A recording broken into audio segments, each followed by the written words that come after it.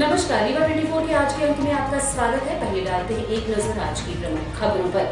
Civil line क्षेत्र में मजदूर की हत्या, मुख्यमंत्री ने किया लाडली बहना योजना का शुभारंभ और रीवा में 6 मार्च को जलाई जाएगी होली, 7 मार्च को खेला जाएगा रंग। इन खबरों को आगे हम विस्तार से देखेंगे। चिरौला मंदिर से गोविंदगढ़ की ओर लौट रहे दर्शनार्थियों का रास्ते में गाय के आ जाने से ट्रैक्टर अनियंत्रित होकर पलटा। चिरौला मंदिर से ट्रैक्टर में सवार 2 दर्जन दर्शनार्थी गोविंदगढ़ की ओर लौट रहे थे। वहीं बीच रास्ते में अचानक गाय आ गई, जिसमें चालक ने नियंत्रण खो दिया और ट्रैक्टर पलट गया, जिसमें 19 लोग मौके पर ही घायल हो गए। घटना की सूचना मिलते ही गोविंदगढ़ थाना प्रभारी शिवा अग्रवाल अपनी टीम के साथ घटनास्थल पहुंचे और सभी घायलों को रीवा के संजय गांधी अस्पताल में भर्ती कराया गया। थाना प्रभारी गोविंदगढ़ शिवा अग्रवाल ने मीडिया को जानकारी देते हुए बताया कि गाय के आ जाने से अनियंत्रित ट्रैक्टर पलटा है। घायलों को रीवा के संजय गांधी अस्पताल में भर्ती कराया गया है। कुछ लोगों को छुट्टी भी दे दी गई है। घटना कुछ जो लोग हैं ट्रैक्टर ट्रॉली में चिरौला मंदिर से और टीकर की ओर जा रहे थे। बीच में कोई गाय आ गई, जिसके कारण जो है ट्रैक्टर बहक गया और एक्सीडेंट हो गया। एक्सीडेंट में 19 लोगों को चोटें आई हैं। सबको संजय गांधी में भर्ती करा के उनका इलाज शुरू कर दिया गया है और कुछ को छुट्टी देनी शुरू की गई है। बाकी लोग एहतियातन अभी यहीं रुके हुए हैं। सिविल लाइन थाना क्षेत्र अंतर्गत बीजेपी कार्यालय के पीछे मजदूर की हत्या का सनसनीखेज मामला प्रकाश में आया है। सिविल लाइन थाना क्षेत्र के बीजेपी कार्यालय के पीछे मजदूर की हत्या का मामला प्रकाश में आया है। इस घटना में क्षेत्र में हड़कंप मचा हुआ है। मृतक की पहचान श्यामलाल आदिवासी निवासी खड्डी 42 जिला सीधी के रूप में की गई है। वो मेरठ में श्रमिक का काम करता था और कुछ दिनों पूर्व ही रीवा आया हुआ था। उसकी पत्नी मजदूरी का काम करती है। शुक्ल जी के निर्माणाधीन मकान में वो रात में सो रहा था, जहां अचानक लगभग 2 बजे 2 व्यक्ति आए और उसके साथ मारपीट करने लगे। उसकी पत्नी वहीं पर थी और थोड़ी दूर पर रहने वाले अपने जीजाजी छोटेलाल आदिवासी को बुलाने चली गई। जब वापस लौट कर आए तब तक उसके पति की हत्या की जा चुकी थी। मौके पर पहुंचे सीएसपी शिवाली चतुर्वेदी, टीआई हितेंद्र नाथ शर्मा तथा अन्य थाने के थाना प्रभारी तथा भारी पुलिस मौजूदगी देखी गई। पुलिस मामले को प्रेम प्रसंग से जुड़ा मानकर जांच पड़ताल शुरू कर दी है। जी सर, ये क्या घटना हुई है? सुबह लगभग 4 बजे डायल 100 इवेंट के माध्यम से सूचना मिली थी कि वार्ड नंबर 5 ढेकाहा में श्यामलाल कोल की हत्या कर दी गई है। इस सूचना पर एफएसएल टीम और पुलिस टीम के साथ यहाँ उपस्थित हुए थे। बॉडी का निरीक्षण किया गया है, घटनास्थल का निरीक्षण किया गया है। प्रथम दृष्टया पाया गया है कि उसके सिर में और चेहरे में चोटें हैं और किसी के द्वारा चोट पहुंचाकर उसकी हत्या की गई है। अज्ञात व्यक्तियों के विरुद्ध 302 का मामला पंजीबद्ध किया गया है। जांच की जा रही है। मृतक कहाँ के रहने वाले थे? खड्डी रामपुर नैकिन का है। क्या करता है? मजदूरी का काम करता है।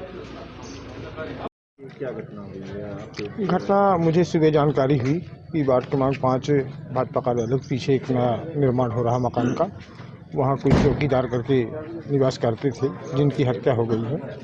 और यहाँ मैं आया तो पुलिस सब अपने काम में लगे हुए हैं और शिनाख्त पे चालू है। देखिए क्या हिसाब से मेरी बात हुई है, जल्द खुलासा किया जाएगा। प्रथम दृष्टि क्या लगता है जी, आपको? ये शराबखोरी है। शराब पी के संगीत जो उसकी पत्नी भी है, संगीता जो बयान दे रही है वो कि 4 लोग आए, मैं दरवाज़ा खोली और खोलने के बाद वो मारने लगे। अरे मारने लगे, इतना बड़ा मोहल्ला है, आपको आवाज़ देनी चाहिए। तो ये शराबखोरी के चक्कर में पत्नी भी हमें लगता है शराब साथ में पी थी और शराब के चक्कर में उसकी हत्या हो गई बेचारी की। किसने किया? अब ये नहीं कहा जा सकता, इसका खुलासा किया साहब। आपको किस में जानकारी हुई? हमको सुबह हुई, सुबह 6 बजे करीब। ये कौन सा मोहल्ला है? ये ढेका वार्ड नंबर 5 है, मेरा ही वार्ड है ये। आप पार्षद भी हैं? जी, हम पार्षद संजय सिंह खान जी हैं। जी, विजय शुक्ला। क्या घटना हुई? ये हमारा मकान साल भर से बन रहा है, जो कि चौकीदार छोटेलाल रहता है, साल भर से कंटिन्यू रहता है हमारे मकान पे। हमको 3:30 बजे रात में फ़ोन आया कि रात में हम नहीं रुके हुए थे, हमारे साढ़ू और सढ़ुआइन आए थे हमारे घर पे, जो कि वहाँ पे जगह थी नहीं रुकने की, तो हम यहाँ रोक दिए थे और आप आ जाइए, यहाँ पे कुछ लोग लड़ाई झगड़ा कर रहे हैं। तो जैसे हमको जानकारी मिली तो हमने 100 नंबर को फ़ोन लगाया। उसके बाद प्लाट आए तो प्लाट में देखा कि पता चला कि उसकी मृत्यु हो गई है, जो आदमी यहाँ रुका हुआ था। जी, चौकीदार का हमारे साढ़ू और सढ़ुआइन है, जो चौकीदार यहाँ पे साल भर से रह रहा है हमारा। कौन सा मोहल्ला है ये? ढेकहा मोहल्ला, वार्ड नंबर 5। आपको कब पता चला रात? हमको लगभग 3:30 बजे मोबाइल में देखा हमने, तो 3:28 टाइम था उसका। ये मकान आपका है? जी। ये प्रथम दृष्टि क्या है? ब्रिजेश शुक्ला। आप ही यहाँ काम करता था घर पे? नहीं, वो हमारे यहाँ काम नहीं करता था। जिसकी मृत्यु हुई है वो हमारे यहाँ काम नहीं करता था। उसका साढ़ू जो है, बताया गया मेरे से, चौकीदार का साढ़ू, वो कल रुका हुआ था। चौकीदार हमारा साल भर से काम कर रहा है, जिसका नाम छोटे लाल है। कहाँ के रहने वाले हैं वो? वो बताया था बुढ़वा, हमारे ठेकेदार के द्वारा वो हमको मिला था। साल भर से, लगभग पिछले दिसंबर से हमारे पास रह रहा है वो। यहाँ मजदूर चौकीदारी आप करते थे? जी साहब। ये आप यहाँ कल थे क्या घटना के समय में? नहीं रहे। ये कैसे घटना हो गई? नहीं मालूम साहब कैसे हो गई। जो यहाँ सो रहे थे वो कौन है? साड़ू भाई हैं। आपके? क्या नाम उनका? श्यामलाल। उनकी हत्या हुई है? जी। तो क्या लोग थे यहाँ जब घटना हुई है? घटना हुई तो दोनों रहे हैं। कौन कौन? उनकी मैसेज रही है। मिसेज उसकी? दोनों पति पत्नी रहे हैं। फिर पत्नी हमको, जब लड़ाई यहाँ चालू हुई तो पत्नी गई हमको बुलाने। तो हम घड़ी नहीं देखें साहब, ये 2 बजे रहे हों, 2:30 बजे रहे हों, तो 1 बजे रहे हों, ये नहीं जानते। फिर बुलाने गई तो फिर ऐसे पड़े रहे हैं, ऐसे उठ के और ऐसे चले आए। साइकिल उठाए और साइकिल लेकर खड़ी है। आप आए तो यहाँ क्या देखा? यहाँ हम आए तो देखे गेट ऐसा लगा रहा है, फिटकिली नहीं लग गई। बस उसको देख के, उसको खोल के घुस गए हम। घुस के देखे साड़ी को चोट लगी। तो किससे झगड़ा हो रहा था उनका? पता नहीं साहब, हम मालूम नहीं। कि पत्नी आपके पास पहुंची सूचना देने, तो क्या बताए कि कैसे क्या हो गया? हाँ, वो बताए कि झगड़ा हो रहा है। किससे झगड़ा हुआ? किसी कोई आदमी से है, पहचानती नहीं है। यहाँ पे क्या काम करते थे वो? कौन? वही वो लोग कुछ काम करते नहीं। खत्म हो गया वो कुछ नहीं काम करते रहे हैं। मेरठ से आए हैं। यहाँ कैसे रह रहे थे? वो हमारे साड़ू हैं। हमारे वहाँ जुगाड़ नहीं था रहने के लिए, पढ़ने के लिए। तो हम बोले कि साड़ू भाई हमारे यहाँ पढ़े रहे हो तुम दोनों जने, और हम वहाँ ऐसे कहीं पड़े रहेंगे। नाम क्या है इसका? श्यामलाल। ये रहने वाले कहाँ के? कि खड्डी 42। ये कब आए थे यहाँ रीवा? कल आए। कल ही आए? कल मेरठ से आए। तो कल ही हत्या हो गई? कल हत्या है। मेरठ में क्या करते थे लोग? इधर से मेरठ से साड़ू आया और खड्डी से सरुआई आए। अच्छा, यहाँ मिले यहीं मिले दोनों जन? हाँ। ये घर किसका? घर महापौर अजय मिश्र बाबा ने कई कार्यों का किया भूमि पूजन और निरीक्षण। महापौर रीवा ने विंध्य विहार कॉलोनी एवं टेकुआ में नवनिर्माण नाले एवं नालियों का निरीक्षण किया। वहीं वार्ड नंबर 8 में नवनिर्माण सड़क का निरीक्षण किया। नहीं बनी है, हम लोग के साइड कुछ नहीं बना है, रोड तक नहीं बनी है, कुछ नहीं बना है। डाल के लेवल कर देखो, एक काम जरूर इसमें एक चीज गड़बड़ हो गया अंदाज। ये आपने जो चैम्बर पास कर दिए हैं, मतलब छोटे छोटे कर दिए हैं सफाई के लिए, ये बड़ी दिक्कत जाएगी। ना, ये आपकी चौड़ाई कम, चौड़ाई दो होनी चाहिए। ये चौड़ाई गड़बड़। और एक काम करो, जैसे ये बोल रहे हैं 2 होल बनाए हो ना, 4 ठो डाल दो। पाइप डालना तुमको 4 ठो डालो।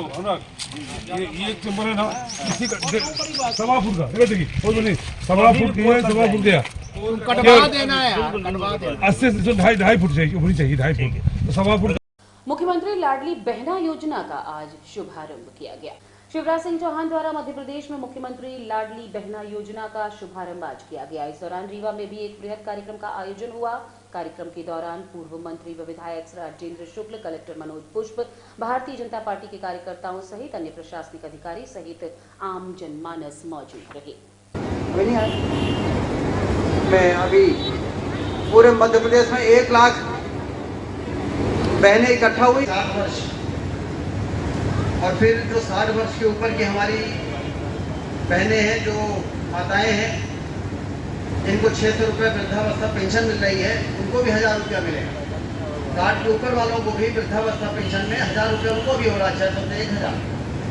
और 23 से 60 के बीच में जो सामाजिक सुरक्षा पेंशन से लेके विधवा पेंशन है उनको भी 600 से 1000 हो रहा है। जो कुछ नहीं है, इनको कुछ नहीं मिला है। हम लोग जब गाँव में जाते हैं तो कई हमारी माताएं बहनें मिलती और हमें कुछ नहीं मिल रहा है।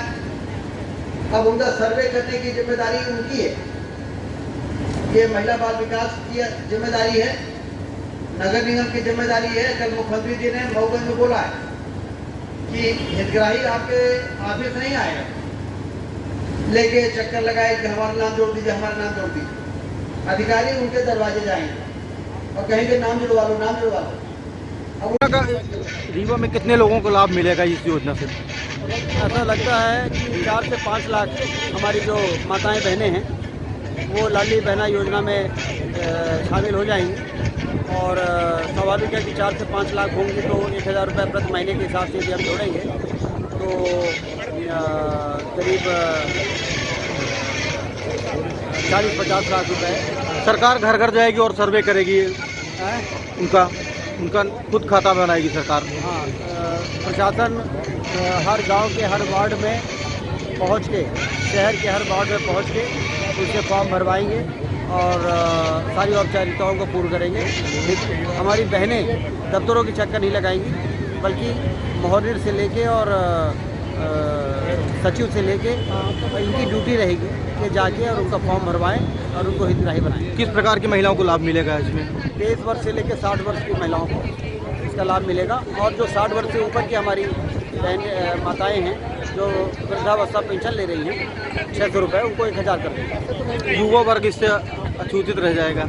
युवा 23 वर्ष के नीचे के लोगों के लिए योजना नहीं है। 23 वर्ष के नीचे के लिए तो लाडली लक्ष्मी योजना है, जिसमें ऑलरेडी उनको 12,500 रुपये कॉलेज में जाने पर और कॉलेज से निकलने पर 12,500 मिल रहा है। पुरुषों में युवाओं के लिए भी कोई योजना आएगी क्या? उनके लिए रोजगार दिवस करते हैं हर महीने हम लोग। तो रोजगार के लिए अभी पिछले दिन हमने 100 करोड़ रुपए बैंकों से ऋण स्वीकृत कराए हैं रीवा के युवाओं के लिए, 100 करोड़ रुपया, जिससे कि वो अपने स्वरोजगार कर सकते हैं। रीवा में पूर्णिमा को देखते हुए 6 को जलाई जाएगी होली, 7 को खेला जाएगा रंग। होली आते ही रीवा में होली की तैयारियां जोरों पर हैं। रीवा में गली गली मोहल्ले में होलिका दहन की तैयारियां शुरू कर दी गई हैं। वहीं मूर्तिकार द्वारा होलिका दहन की मूर्ति तैयार कर ली गई है। आपको बता दें कि रीवा में अशोक पेड़ के पास गीता सिंह के द्वारा कई वर्षों से होलिका दहन की मूर्तियां बनाई जा रही हैं, जिसको आज अंतिम रूप दे दिया गया है। होलिका दहन में रखी जाने वाली होलिका और प्रहलाद की मूर्ति बनाकर अंतिम रूप दे दिया गया है। गीता सिंह द्वारा ये कई वर्षों से होलिका बनाई जा रही है। वहीं दूर दूर से होलिका खरीदने के लिए लोग वहां पहुंच रहे हैं। सबसे अच्छा प्रेम व्यवहार बना के रहना चाहिए, अच्छा मिलन करना चाहिए, सबसे भाईचारा बना के रखना चाहिए। यही होली का त्योहार, यही होली का त्योहार है, यही सब भावना है। एक दूसरे से मिल के रहना चाहिए। पुजेरी जी जलाते हैं, एक हम लोग इधर जलाते हैं और कई जगह जलती हैं। मोहल्ले में क्या होली जलती है? इस मोहल्ले में 4-5 हो जाती है। 4-5 होली यहाँ जलती है। एक ये इधर बगल में है। कितने सालों से जला रहे हैं? कई सालों से हो गया, कुछ तो से चल रहा है। हाँ, 30-40 साल। पंडित दीनानाथ शास्त्री द्वारा मीडिया को बताया गया कि प्रदोष काल में पूर्णिमा तिथि होनी चाहिए और पूर्णिमा तिथि में ही होलिका दहन किया जाना सही है। लेकिन मध्य प्रदेश में 6 तारीख को ही होली मनाई जाएगी। कुछ लोग 7 तारीख को होली मनाने की तैयारी कर रहे हैं। देखिए मध्य प्रदेश के रीवा में किस तरह लोगों ने होली की तैयारियां कर ली हैं।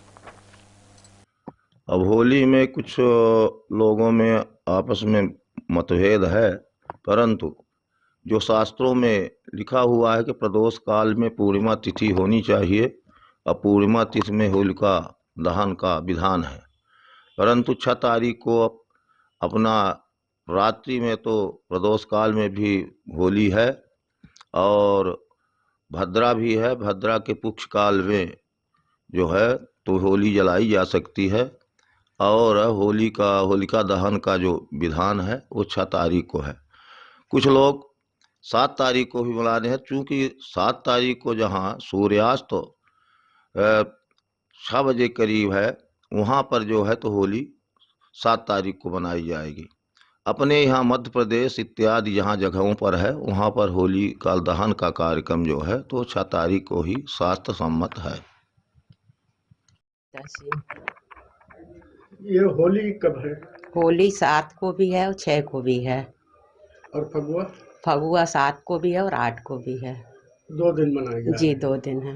ये आप क्या बना रहे हैं? ये होलिका बना रहे हैं। होलिका और प्रहलाद। प्रहलाद। कब से आप लोग काम कर रहे हैं? ये 3-4 महीने हो गए बनाते हुए। जी। कितने वर्षों से कर रहे हैं आप? जब हम 7-8 साल के थे तब से बनाना चालू किया। काफी वर्ष हो गए। जी। लगभग कितने साल हो गए? हमको 40 साल हो गए हैं। 40 साल। जी। कितनी मूर्तियाँ अभी तक आपने बनाई हैं होलिका दहन? होलिका दहन की तो 25-30 बनाए हैं। बिक जाते हैं शहर में? जी जी जी। और इसका चलन भी हम ही ने चालू किया यहाँ पे रखने का। ये हमने यहीं चालू किया है। आपके परिवार में भी पहले चलता था? जी जी। हमारे नाना बनाते थे, नाना बनाते थे, भाई माँ बनाती हैं और भाई लोग बना रहे हैं।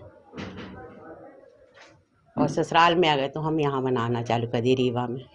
इस बार आप होली की दुकान लगा रखे हैं बच्चों को लुभाने के लिए, क्या यूनिक आया है इस बार? यूनिक सर सारी चीज़ें, पिचकारियाँ आई हैं, ये बच्चों के खिलौने आए हैं और मांस मुखौटे वगैरह आए हैं। ये सारी चीज़ें नए हैं, बस थोड़ा सा कुछ पुराने, बाकी सब चीज़ तो नया है। रंग किस तरह के आए हैं जो ज़्यादा स्किन को नुकसान न पहुँचाएँ? हर्बल का अबीर आया, हर्बल का प्रोडक्ट है अपने पास। इफेक्ट वाला कोई नहीं है, मतलब बच्चों को नुकसानदायक हो, हर्बल का प्रोडक्ट रखा हूँ कोई। और अच्छे लाल गुलाबी हरे सारी चीज़ें। गत वर्ष की अपेक्षा कीमतें क्या स्थिति है इन कीमतों में? कीमत सारी वही रेट जो है, तो मतलब मिनिमम है, कोई ज़्यादा रेट भी नहीं है। क्या नाम है आपका? मेरा नाम रजनीश कुमार पटेल है। मध्य प्रदेश के रीवा में जगन्नाथ स्वामी भंडारा समिति द्वारा होली के पावन अवसर पर 8 मार्च को दोपहर 12 बजे से विशाल भंडारे का आयोजन किया जाएगा।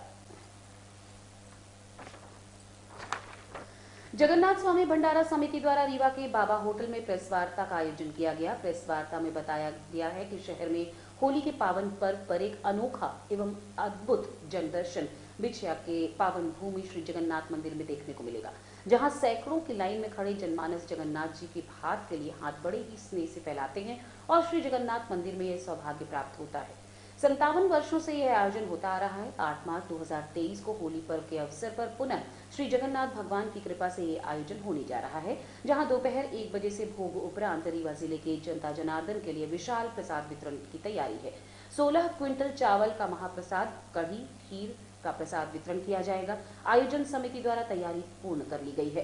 नगर निगम द्वारा सफाई व्यवस्था, लाइट, पानी की व्यवस्था की जाती है। पुलिस विभाग द्वारा भी हमेशा सहयोग रहता है तथा हर आम जनमानस का ये आयोजन है, किसी व्यक्ति का नहीं। इस महा भंडारे में प्रसाद पाने के लिए सभी जनमानस सादर आमंत्रित है।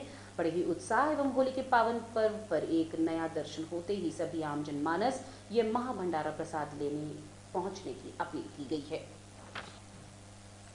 जैसा कि हम सब जानते हैं कि लगातार 57 वर्षों से महाप्रसाद अट्टे का वितरण हो रहा है। इस बार समिति ने 16 क्विंटल का प्रसाद वितरण का व्यवस्था की है, जिसमें कढ़ी, भात और खीर का आनंद मिलेगा। हम सब जानते हैं कि ये जग विख्यात भी है कि कहा जाता है कि जगन्नाथ जी के भात को जगत पसारे हाथ। तो उस पूरे दृश्य को देखने का एक आनंद जगन्नाथ जी के मंदिर में उस अवसर पर मिलता है। पूरे संभाग भर से लोग आते हैं और महाप्रसाद प्राप्त करने के लिए लालायित रहते हैं। उनको पूरी समिति धन्यवाद देती है कि वो जब आते हैं और समिति का मनोबल बढ़ता है तो समिति हर बार कुछ न कुछ और अच्छा करने का प्रयास करती है। पिछली बार जैसा कि हम लोगों ने व्यवहारी से नगरिया वादकों को बुलवाया था, उसमें बहुत सारे लोगों ने झूम झूम के आनंद लिया। फाग के आयोजन हुए और यहाँ के जनप्रतिनिधि, यहाँ की जनता जनार्दन वहाँ पर पहुँच के इस पूरे कार्यक्रम को सफल बनाती है। हम निश्चित तौर पे आप सभी मीडिया के मित्रों से, पुलिस प्रशासन से और नगर निगम के प्रशासन से और जो हमारा जिला प्रशासन उससे अपेक्षा करते हैं तो सारे लोग मिलकर इस पूरे कार्यक्रम को बढ़िया बनाएं, जिससे एक वायुमंडल बने। और ये रंगों का त्यौहार है, सारे रंगों को मिलाकर हम मतभेदों को भुलाकर एक रंग में रंगते हैं, इसी को होली कहते हैं। इसी महाप्रसाद अटका के वितरण का कार्यक्रम है। आप सबका और विंध्यवासियों को मैं आह्वान करता हूं कि वो सारे लोग आएं और अटका प्रसाद ग्रहण कर समिति को कार्यक्रम सफल बने। कितने बजे से चलेगा प्रोग्राम? ये 12 बजे से। कितने बजे तक? ये रात्रि 9 बजे तक। और रुकेंगे एक छोटे से विराम के लिए। आप बने रहिए रीवा 24। हड्डी जोड़ एवं रीढ़ रोग तथा स्त्री रोग एवं प्रसूति रोग का इलाज एक ही छत के नीचे। विघ्नहर्ता hospital and trauma centre, hotel landmark के पास, रतहरा, रीवा। डॉक्टर संतोष सोनी, पूर्व चिकित्सक, बॉम्बे हॉस्पिटल, मुंबई। हड्डी जोड़ एवं रीढ़ रोग विशेषज्ञ, छोटे चीरे एवं दूरबीन विधि द्वारा हाथ तथा पैर की हड्डियों का ऑपरेशन। गठियाबात, जटिल एवं बिगड़े हुए फ्रैक्चर का बेहतर इलाज करते हैं डॉक्टर संतोष सोनी। विघ्नहर्ता हॉस्पिटल ट्रॉमा सेंटर में ही स्त्री एवं प्रसूत रोग विशेषज्ञ डॉक्टर शैलजा सोनी भी उपलब्ध हैं, जिनकी देखरेख में नॉर्मल डिलीवरी, सिजेरियन ऑपरेशन एवं बच्चेदानी से संबंधित ऑपरेशन की बेहतर सुविधा। संतानहीन दंपत्ति तत्काल संपर्क करें। विघ्नहर्ता hospital and trauma centre, hotel landmark के पास, रतहरा, रीवा। सुविधाजनक एवं सफल इलाज हेतु आज ही संपर्क करें। विघ्नहर्ता hospital and trauma centre, hotel landmark के पास, रतहरा, रीवा। मोबाइल नंबर 7828781983 अथवा 8462956774 पर। पूर्व प्रदेश कांग्रेस महामंत्री डॉक्टर मुजीब खान ने आज एक पत्रकार वार्ता का आयोजन किया। उन्होंने कहा कि कमलनाथ सरकार को गिराने का खामियाजा भाजपा सरकार को भुगतना पड़ेगा। साथ ही महंगाई, बेरोजगारी सहित अन्य मुद्दों को लेकर भाजपा सरकार को जमकर कोसा है। क्या कहना है डॉक्टर मुजीब खान का, जानने के लिए चलते हैं सीधे पत्रकार वार्ता में। हम लोगों का ईश्वर नहीं, अल्लाह बस दो और कोई नहीं है, हमारी कोई मदद नहीं करेगा। अभी हमने महापौर के चुनाव में आपको देखा कि हम लोगों ने, पूरे समाज के लोगों ने, हर लड़का नौजवान जीतते थे वो सब निकल करके और कांग्रेस के पक्ष में वोट दिलवाया और उनको जीत मिली। और आज वो हमसे कोई कहे कि आप टिकट मत लीजिए, मुसलमानों की ये हालत हो गई कि मुसलमानों को टिकट नहीं लें। किस बात का डर है? हम हार जाएंगे लेकिन हम सीना ठोक के खड़े रहेंगे। हम कहेंगे कि हम लड़ेंगे, हम किसी के कहने से नहीं मानेंगे। इसलिए कि हमको पार्टी हमारी भी है, जितनी आपकी है उतनी पार्टी हमारी। हम भी जिम्मेदार लोग हैं, हम भी कांग्रेस के पार्टी में काम करते हैं, हम भी पदाधिकारी हैं, हम सब कुछ रह चुके हैं। इसलिए हमको ये बात कहना पड़ रहा है, अपने वहाँ से अपने अध्यक्षों को बताना पड़ रहा है। मैं यहाँ पर भी कई लोगों से बात किया हूँ, मैं अभी भोपाल और दिल्ली जाकर भी मिलूंगा। आप किसी को दे दीजिए लेकिन मुसलमान को दीजिए, ये होना चाहिए बात। आप मुसलमान वो कहते हैं कि चुनाव न लड़े, क्यों नहीं लड़े भाई? अब हमारे में क्या कमी है? क्या हम लूले आंगर हैं, अंधे हैं, क्या है भाई? हम आपके साथ काम करते हैं, कांग्रेस की पार्टी के जिम्मेदार हैं हम लोग पदाधिकारी रहे, प्रदेश स्तर तक रहे, जिला में रहे, तो हमको क्यों नहीं लड़ने दिया जा रहा है? आपका कहना है कि 2013 में आपको टिकट मिली थी तो 30 सीटें आई, हाँ, लेकिन आप हार गए। हाँ, वो देखिए, अब वो समीकरण देखिए, हम तो दिल से लगे हैं, मुस्लिम समाज तो दिल से वोट देता है। अब दूसरे दिए न दिए क्या बताए, इसको हम नहीं कह सकते, किसी आरोप तो लगा नहीं सकते, लेकिन हम नहीं जीत पाए। उसमें कहीं न कहीं कांग्रेस की कमजोरी रही होगी, इसलिए नहीं जीत पाए। हमारे लोग ही नहीं मिल पाए, हमारे लोगों को खुल के आना चाहिए, वो नहीं आए। हम दूसरों के इल्जाम नहीं लगा सकते। एक बार फिर आप यहाँ बैठक किए, समाज की भी बैठक है, क्या मंशा है आपकी इस बार चुनाव में आपको करने की, या फिर यदि कांग्रेस टिकट नहीं देती तो फिर आप चुनाव में उतरेंगे या नहीं? नहीं, अगर कांग्रेस टिकट नहीं देती है तो फिर हम एक बार अपने सब लोगों को बुला करके तय करेंगे। अब अगर आपका सबका आशीर्वाद रहेगा तो हमें कोई रुकावट नहीं है। हम अकेले चुनाव नहीं लड़ सकते, एक आदमी मुजीब खान नहीं लड़ेगा, पूरे सर्व समाज के लोग इकट्ठे हो जाएं, उसके अगर उन्होंने कह दिया तो हम फिर उसको मानेंगे। कांग्रेसियों का कहना है एक महापौर हार चुके हैं, एक विधानसभा हार चुके हैं, किस बात की टिकट मांग रहे हैं? नहीं तो हम उसके सुनिए, आप जो महापौर हारे वो हम उससे हारे थे, बहुजन समाज पार्टी से। ये कहाँ दिए हमको? ये तो कभी दिए नहीं। और आप, हाँ, दूसरी बात सुन लीजिए, आप सुनिए, 2013 में टिकट हमको टीवी में दिखा है, ये अल्लाह जानता और अल्लाह के रसूल हम बोल रहे हैं। आप 15 दिन पहले टिकट दोगे हमको, हम इतने बड़े नेता हो जाएंगे, हम रातों रात चुनाव जीत लेंगे। आपने टीवी में हमको दिखाया कि मुजीब खान टिकट मिला, हम तो जानते नहीं थे ना, हमने कोई अप्लाई भी किया, पता नहीं किस समीकरण में दिया हुआ। पहले भी कांग्रेस से टिकट नहीं मिला था, आप विद्रोह कर चुके, क्या इस बार भी कांग्रेस को छोड़ के चुनाव में आएंगे? नहीं, इस बार देखिए, हमने आपसे कहा कि हम सब लोगों की राय मशवरा करेंगे। आज हम आपसे सबके जो यहाँ ये कोई मुस्लिम समाज पर नहीं, सब समाज के लोग बैठे हमारे सब चाहने वाले हैं, हम उनके दुख दर्द हमारे वो रहते हैं, उनसे फिर राय लेंगे। जैसा देखिए, अब ये हमारा अंतिम चुनाव भी है, इसके बाद हम चुनाव लड़ने के लायक नहीं, न इच्छुक रहेंगे हम चुनाव। ये अंतिम है हमारा, और इसलिए है कि हमारे समाज को रास्ता मिलना चाहिए राजनीति में। ये छोटे छोटे पद दे करके मुसलमानों को खुश न करिए, उनको भी दीजिए शासन वाला पद जो आप सबको देते हैं, तो मुसलमानों को भी दो ना। हम नहीं रहेंगे, आने वाले जो नौजवान हमारे मुस्लिम समाज के लोग हैं उनको तो रास्ता मिल जाए। हम तो भटक गए मान लीजिए, लेकिन उनको रास्ता दिखाने के लिए हम आए हैं कि अगर हम इसी तरह नहीं रहेंगे, इकट्ठे नहीं रहेंगे, तो कोई आपको राजनीति में कोई पूछेगा नहीं। आज की खबरों में बस इतना ही। नई खबरों के साथ कल होंगे पुनः उपस्थित। अब दीजिए इजाजत, नमस्कार।